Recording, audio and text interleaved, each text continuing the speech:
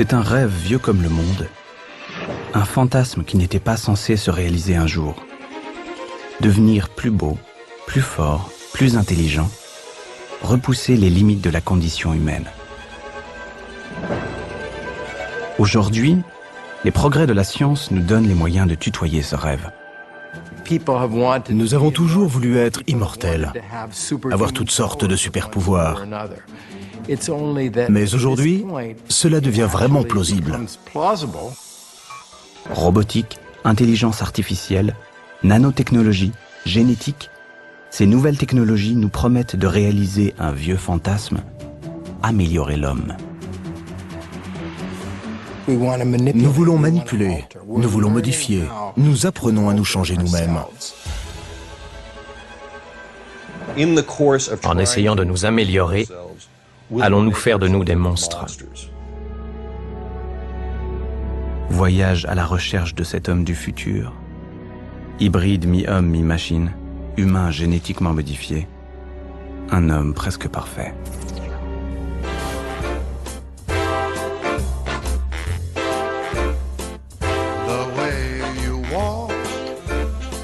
Athlète de haut niveau, mannequin pour Alexander McQueen, comédienne, Amy Mullins a été admise dans le club très sélect des 50 plus belles femmes du monde. Amputée des 2 jambes à l'âge d'1 an, elle s'est fabriquée autour de ce handicap qui fait d'elle une femme pas comme les autres. Avec elle, les prothèses sortent du domaine thérapeutique et font leur entrée dans la cosmétique. Les gens disent « la pauvre, elle n'a pas de jambes ». Mais si, j'ai 12 paires de jambes. J'ai une pièce entière pleine de jambes.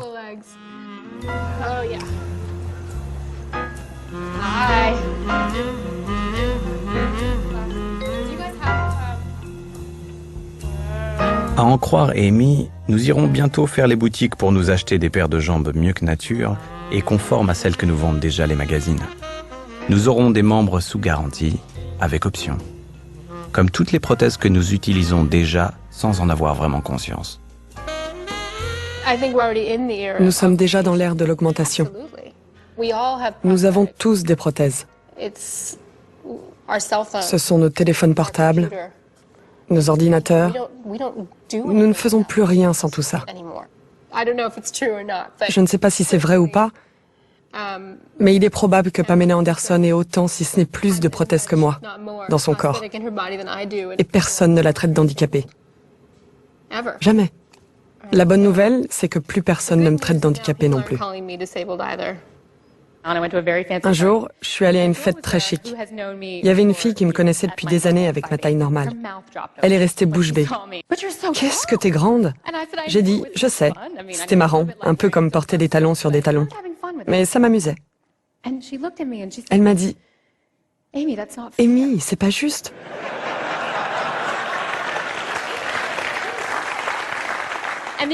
Et le truc dingue, c'est qu'elle le pensait. C'est pas juste que tu puisses changer de taille comme tu le souhaites. Que quelqu'un puisse envier le fait que j'ai des prothèses aujourd'hui, c'est un concept totalement nouveau.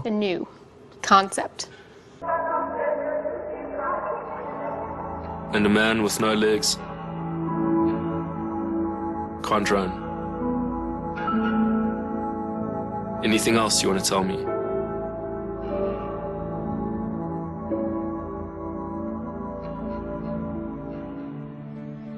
Amy Mullins et Oscar Pistorius sont les pionniers d'une ère nouvelle.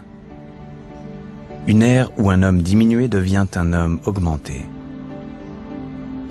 Un jour, dans les milieux les plus compétitifs, les mannequins, les sportifs de haut niveau ou les militaires seront amenés à remplacer leurs bras, leur œil ou une partie de leur cerveau par un organe artificiel plus beau ou plus performant.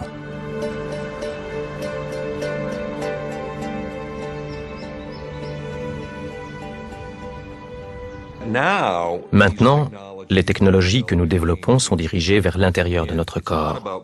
Il ne s'agit plus de modifier notre environnement, mais de nous modifier nous-mêmes. C'est l'une des 5 ou 6 plus grandes révolutions de ces dernières 10 000 années, selon comment on compte la naissance de Jésus-Christ. C'est un pas aussi important que la sédentarisation. Nous avons eu l'avènement de la conscience, l'ère industrielle, l'ère de l'information. C'est un énorme défi. La question est de savoir comment nous allons rester humains au milieu de tout ça. Le décryptage du cerveau avance à une vitesse phénoménale. Neurone après neurone, les zones du cerveau délivrent leur mystère. Ces images inédites, ultra confidentielles, montrent une expérience menée sur un singe avec toutes les précautions d'usage. Comme il s'agit de décoder les mécanismes de la marche, il a fallu apprendre au singe à marcher sur 2 pattes comme un humain. 3 électrodes implantées dans son hypothalamus permettent d'enregistrer son activité neuronale lorsqu'il bouge les jambes. Ailleurs, on décode aussi la mémoire, le langage, le désir. La plupart de ces expériences sont déjà pratiquées sur des cobayes humains.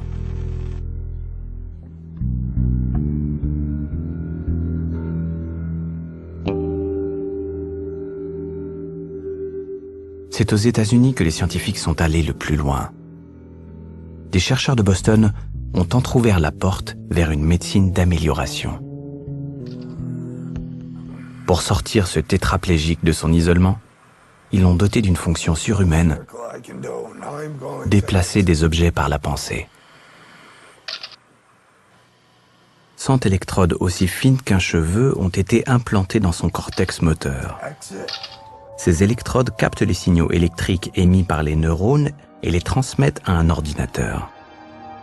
Pendant quelques mois, Matthew Nagel a pu jouer à des jeux vidéo, allumer et éteindre la lumière, zapper sur sa télé, avant que le risque d'infection n'oblige à lui ôter son implant. Je vais ouvrir mon premier mail.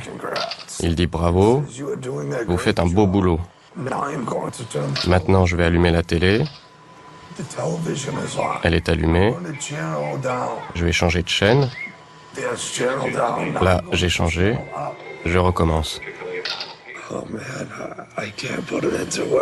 C'est difficile à traduire avec des mots. J'utilise mon cerveau, je n'ai qu'à penser les choses. Je n'ai qu'à dire au curseur d'aller en haut à droite et je contrôle tout l'écran. C'est hallucinant. Nous savons implanter des puces dans le cerveau pour le stimuler et nous savons capter les signaux qu'il émet pour agir. Un ordinateur directement embarqué dans le cerveau sera-t-il la prochaine étape ? Peut-on mettre un boîtier, un disque dur à l'intérieur du crâne pour enregistrer des informations et par exemple augmenter la mémoire? Alors la réponse est oui et non. Oui, on sait mettre dans le crâne des boîtiers électroniques comportant des éléments pourvu qu'ils soient suffisamment petits. Maintenant, est-ce que les informations qu'on acquiert sur ce disque dur, c'est une mémoire additionnelle comme un disque dur externe que je peux ensuite rebrancher? Bien, la réponse est non. Pourquoi c'est non? Parce que je ne sais pas où la rebrancher.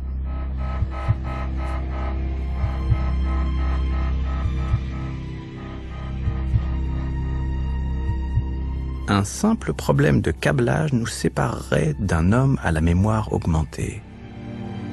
Certains scientifiques prétendent que ce problème pourrait être résolu d'ici 5 à 10 ans.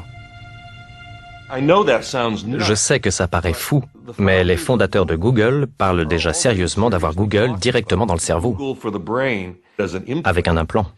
La première fois qu'ils en ont parlé, on a pensé qu'ils plaisantaient. Mais non, ils sont sérieux.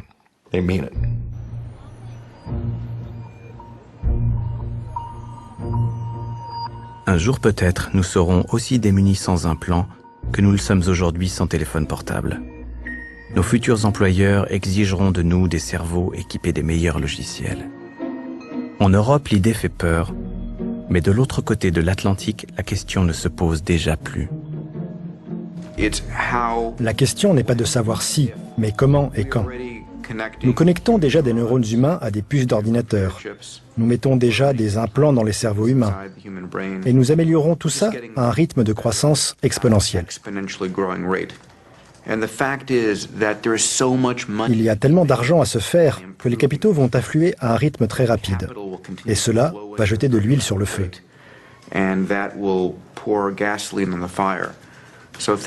Les améliorations vont aller de plus en plus vite.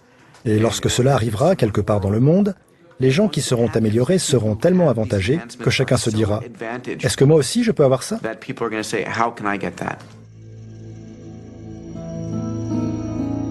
Peter Diamandis est transhumaniste. Ce mouvement rassemble quelques milliers de personnes dans le monde, philosophes et scientifiques. Certains d'entre eux sont haut placés dans les institutions et les laboratoires de recherche américains. Depuis l'été dernier, ce lobby dispose même d'une université située sur le campus de la NASA dans la Silicon Valley. Comme tous les transhumanistes, Rod prépare l'évolution des plus riches d'entre nous vers une espèce humaine technologiquement augmentée qui succédera à l'Homo sapiens.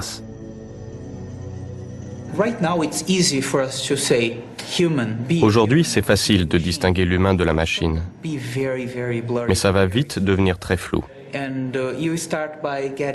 Vous allez commencer par des implants visuels et auditifs. Ensuite, vous allez avoir votre crise de la quarantaine. Et au lieu d'acheter une voiture de sport, vous allez vous offrir un cœur d'athlète pour avoir de meilleures performances sportives. Ça va commencer comme ça, par de petites améliorations. Et soudain, vous allez réaliser que vous êtes devenu plus artificiel que naturel. On ne peut plus tracer une frontière bien définie entre l'humain et la machine. Nous allons évoluer et nous allons changer ce qui nous sert à nous relier au monde, c'est-à-dire notre corps. Et c'est une bonne chose. C'est l'évolution. C'est simplement l'évolution artificielle. À 1 heure de train de Londres, à l'université de Reading, la Silicon Valley britannique, un professeur de cybernétique en pleine santé a déjà commencé à transformer son propre corps. Preuve que l'idéologie transhumaniste s'est déjà répandue de ce côté de l'Atlantique. Je ne veux pas rester un simple humain. Je veux pouvoir m'améliorer, devenir un homme augmenté, un cyborg. Oui, c'est ce que j'aimerais être. La mutation de Kevin a débuté lorsqu'il s'est implanté une puce dans le bras pour commander la domotique de son labo. Il est devenu alors le premier cyborg volontaire au monde. Le premier implant que j'ai eu, c'est cette puce RFID, à identification par fréquence radio, que j'ai choisi d'insérer dans mon bras gauche de façon expérimentale. Elle permet à l'ordinateur de mon bâtiment de m'identifier en permanence. Quand je me déplace, les portes s'ouvrent, les lumières s'allument, et quand je passe devant la porte d'entrée, ça fait « Hello, Professor Warwick. » J'adore être un cyborg.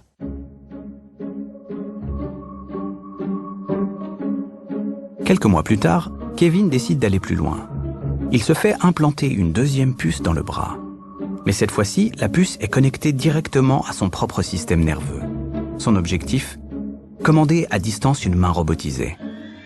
2 heures et quart d'opération extrêmement délicate, endurée avec le sourire et sous l'œil des caméras. Ça a pris 6 semaines pour apprendre à mon cerveau à reconnaître les nouvelles impulsions, pour mesurer la force de ma main robotisée. C'était comme un sens du toucher supplémentaire, un nouveau sens que mon cerveau ne connaissait pas encore. Nos corps ne servent qu'à promener nos cerveaux, peut-être à avoir des relations sexuelles ou 2-3 choses comme ça. Mais si nous pouvions nous débarrasser de nos corps, ce serait très utile. On va effectivement avoir 2 espèces distinctes, les augmentés et les ordinaires, ou les naturels. Et je sais à quel groupe je veux appartenir. Je ne veux pas être dans le groupe de ces humains naturels et ennuyeux, aux capacités mentales limitées. Je veux être avec les intellectuels, les humains augmentés.